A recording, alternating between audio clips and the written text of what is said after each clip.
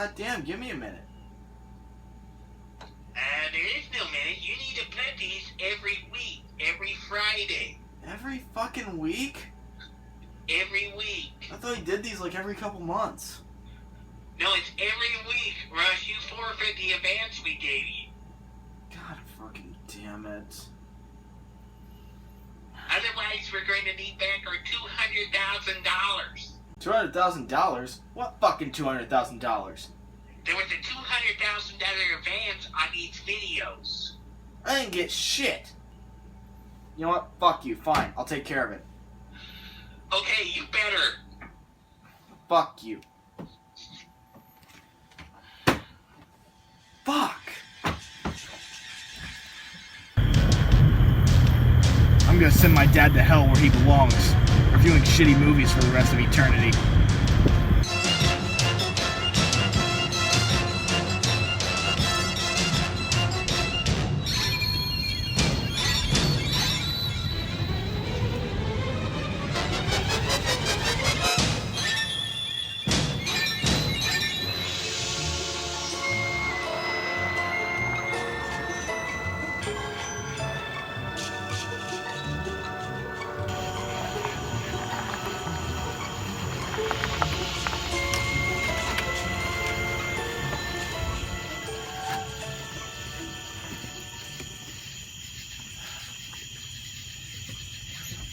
Is he?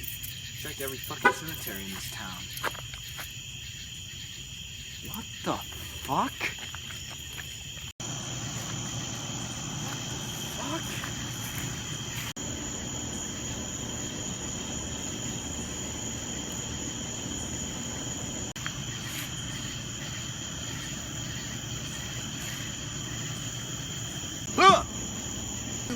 How are you alive? Captain America, he went back, fixed some shit. Where's the fucking slit in your head? Neosporin. Come on, you're coming with me, motherfucker. I'm not doing these fucking reviews for you. Go. Nobody's back. He's the man behind the mask, and he's out of control. He's back. The man behind the mask, and he crawled out of his... Friday the 13th, Part 6, Jason Lives is a 1986 horror film directed by Tom McLoghlin and starring Thom Mathews, Jennifer Cook, David Kagen, Kerry Noonan, Renee Jones, Tom Fridley, Darcy DeMoss, Vincent Guastaferro, Tony Goldwyn, Nancy McLoughlin, Ron Palilo, and C.J. Graham. Low pressure systems seem to be rolling in. Yummy! It's Horseshack! Tommy and Hawes are on their way to destroy Jason's body, and they let him keep the mask? So is part 5 not canon? We can assume that he killed Pam. Plus the mayor said that Jason Voorhees was cremated. I don't know, fuck it.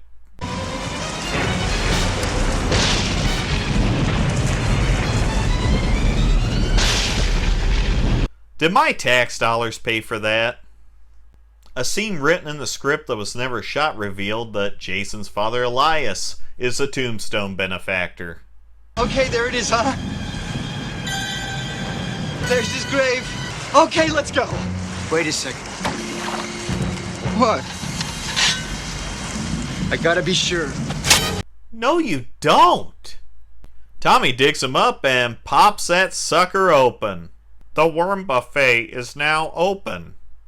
Tommy freaks out and decides now's a good time to stab the shit out of a glorified scarecrow. They go get the gas when...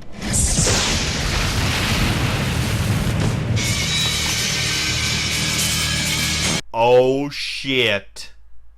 They just universal monstered his ass. Tommy goes to pull his rod out.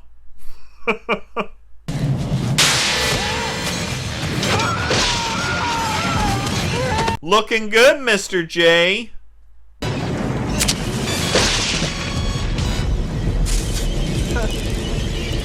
At this point in the evening, I think we can conclude that God hates you.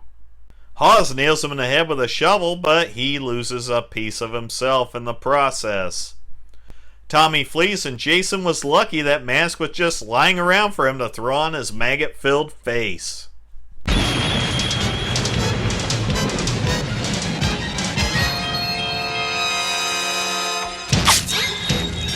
Was that a James Bond homage? Tommy arrives at the police station and tells the cops that Jason is alive, which they obviously think is a bunch of bullshit. Aren't you the kid whose mother and friends were killed by that maniac? Yeah. Jason murdered him. You've been in some psychiatric clinic ever since, haven't you? What the hell's going on with the weather? Tommy comes up with a great idea to grab a firearm from the police station and is immediately thrown in the clink.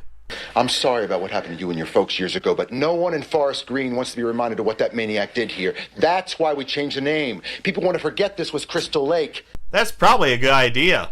Now it's time to introduce two characters to immediately be slaughtered. Darren, we better turn around. Why? Because I've seen enough horror movies to know any weirdo wearing a mask is never friendly. Self-referential, I like it. He grabs a piece and, wow, nice shot, dumbass, you're dead. She offers Jason some cash and...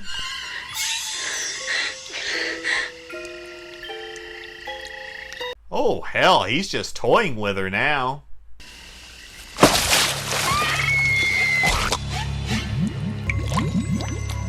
Don't leave home without it. Director Tom McLoghlin specifically put that shot in the film so someone in the theater would yell, "Don't leave home without it." 30 years later, no one knows what the fuck I'm talking about. The next day, the camp counselors, including Sheriff Garris's daughter Megan, stop by the station to ask about their missing comrades. Megan is interested in Tommy, and Garris decides it's time to run Tommy's ass out of Forest Green. I don't think the soil's red in New Jersey. Why'd I have to go and dig up Jason? Some folks have a strange idea of entertainment. Did he just break the fourth wall? We get a brief recap from Megan, and oh my god, those are actual campers. Out in the woods, there's some sweet paintball where they bitch at each other, then they get killed. Dumb broad! She tricked me! God, they're gonna laugh for nuts! She should have stayed in the kitchen where she belongs! That's sexist.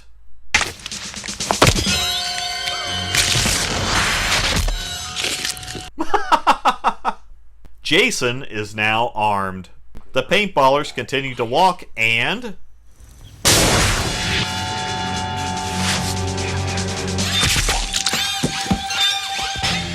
that was some ninja shit on Jason's part. Just to let you know, that triple decapitation was butchered by the MPAA.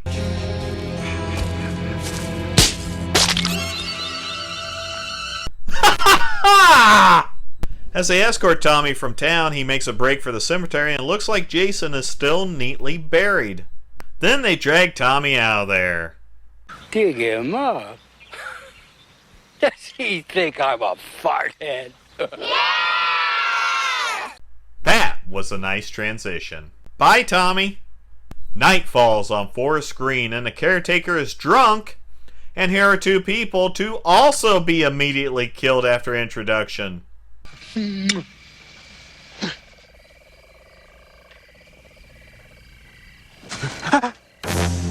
Shouldn't litter, asshole. The man investigates, but oh shit, Jason spotted you. Let's get out of here. What are we gonna do? We gotta get to the sheriff's office! That section wasn't in the script till the producers decided, hey, we need more kills. Sissy decides to create a Friday the 13th themed card game, and I am shocked that no one has developed this into something you can buy at Hot Topic. There's a David Bowie album. Then this camper wakes up and they tell her to go to fuck to sleep. Out in the woods, Court is making meth.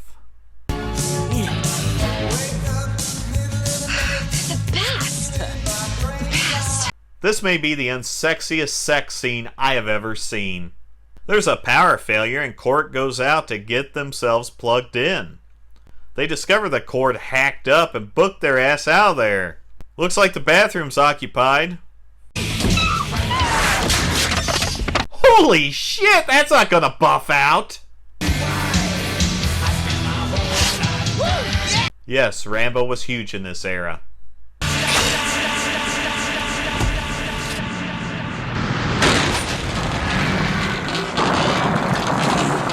Well, hopefully the deductible was met. Jason standing on a flaming RV is a badass shot. There's a stereotypical daughter single dad argument, and then Sheriff Garris learns about the dead counselors.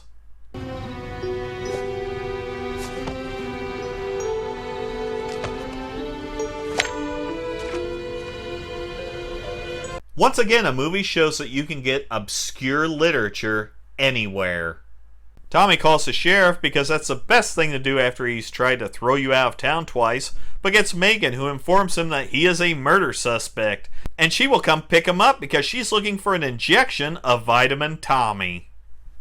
At the crime scene, they find more parts, and wait a minute, what day is this? Happy Friday the 13th. At the camp, Sissy hears a noise outside the window and decides to counteract the prank.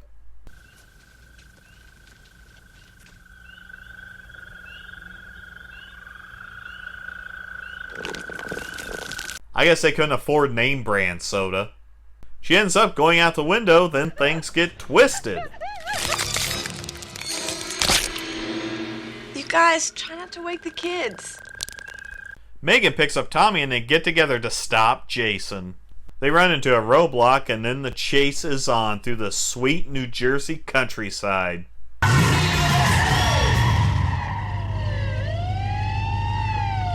Megan, step out of the car. This a little awkward. You with a shotgun, me with my face in your daughter's crotch and all.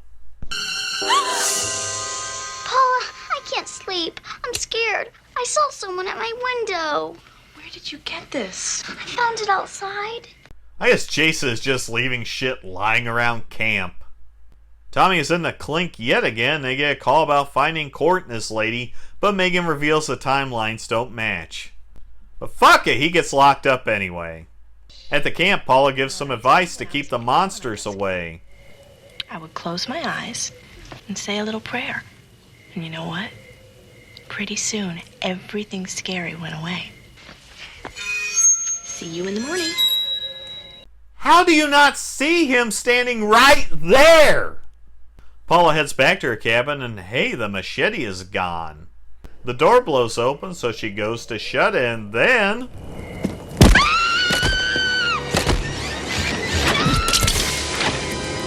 At the police station, Megan and Tommy come up with a plan to get the hell out of there.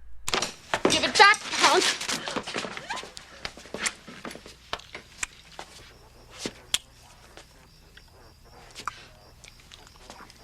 Ooh la la! Cologne goes in to save Megan, and please be careful to not shine that into his eyes. They split, and here's a little exposition on how to kill Jason. The only way now to stop Jason is to return to his original resting place, where he drowned in 1957. Lake Forest Green. At Crystal Lake.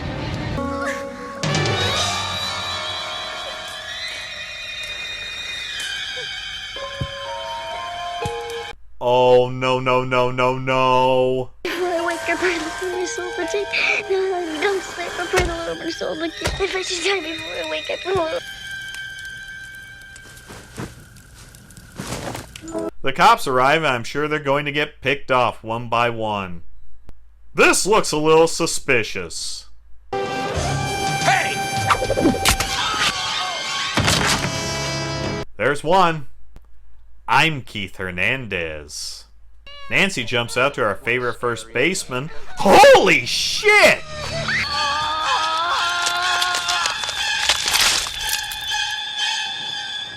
There's two. Garris gathers the kids in a cabin and then has a face-off with Jay.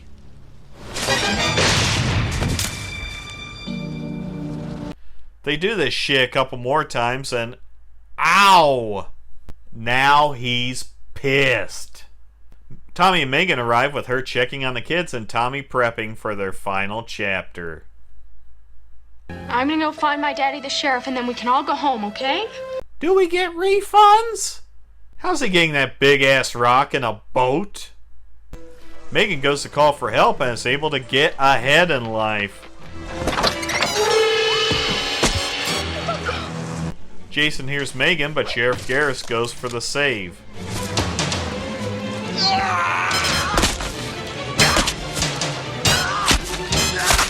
He's undead and wearing a mask. I'm pretty sure he doesn't give a shit what you do to his face.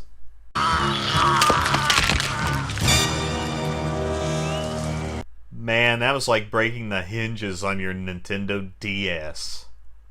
You gotta help me find my dad. We need him to help us. Hand me the padlock. Aren't you listening to me? Yes, and I said hand me the padlock. No fucks given. And he ditches her ass. It's open. Doorknobs, Jason! Jesus! Jason goes to kill Megan, but Tommy reminds him who he really wants to kill. Jason, come on! That's it. Come on, maggot head. Come on. Come on, maggot head. That's it. Come on. Can maggot head be considered a slur for undead people? Jason heads out and it starts to feel like a low-rent production of the ending of Jaws. Time to light some shit on fire. Hey, who farted? There's some roughhousing with the boat eventually snapping in half.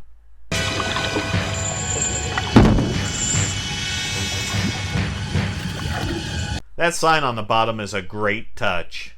He has his hands on Tommy and it looks like he's dead. Megan heads out to save Tommy, but Jason makes this grab. Then she turns on the trolling motor.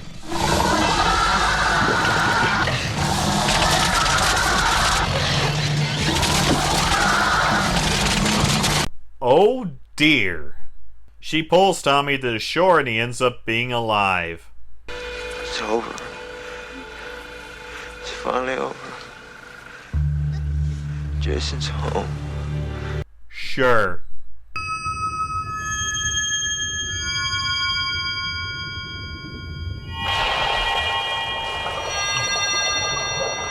See? Friday the 13th Part 6 Jason Lives was a response to the audience reactions to the previous film because Jason wasn't in it. This is a film where everything pivots from a guy that's just really, really hard to kill to an overpowered undead zombie? Tom McLoghlin took the map that was used for the previous 5 films and turned it upside down. This film is self-referential and pays a toast to those horror films that came before, particularly in the beginning with the graveyard scene and Jason being reanimated a la Frankenstein. Friday the 13th Part 6 introduced what contemporary audiences see Jason Voorhees as. And it's really a great watch.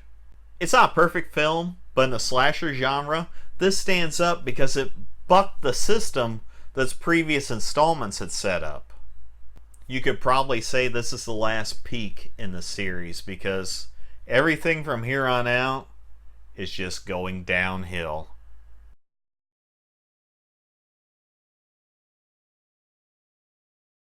Put on your headbands.